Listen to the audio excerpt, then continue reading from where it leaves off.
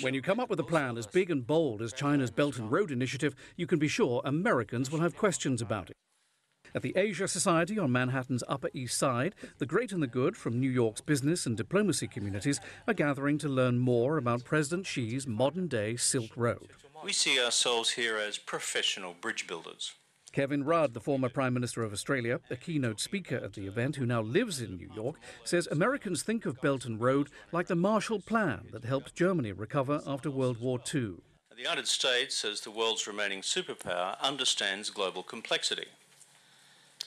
And so when they look at this part of the world, they know how difficult the geopolitics are, they know how difficult the geoeconomics are, they know how difficult the local security is, they know how difficult some of the national economic cultures are. The star of the event, no doubt, 79-year-old C.H. Tung, the first chief executive of the Hong Kong Special Administrative Region.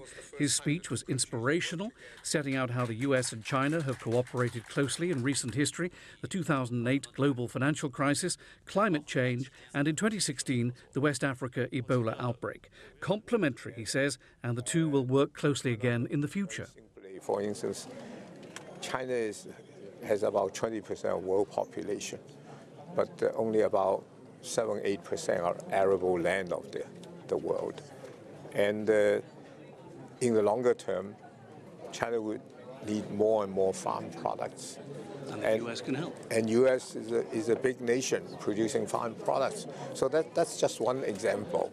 China's relationship with the U.S. has never been stronger after President Xi and President Trump met in Florida last April to discuss the DPRK and to set out a 100-day economic plan for the two countries. China's popular ambassador to Washington, D.C. said this is a promising and challenging moment, and Americans should know China is not working for global dominance, but mutual benefits, as outlined by President Xi and Trump in Florida. It was a very successful and productive summit.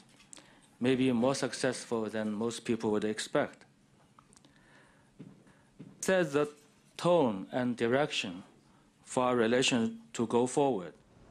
Besides Belt and Road and the 100-day economic plan, the forum also discussed a new report designed to push back on what Beijing sees as popular myths about the trade deficit between China and the U.S. The report points out that 20% of China's exports go to the U.S., and U.S. investment in China has grown by 10% each year for the last 11, and 2.6 million U.S. jobs are supported by two-way investments.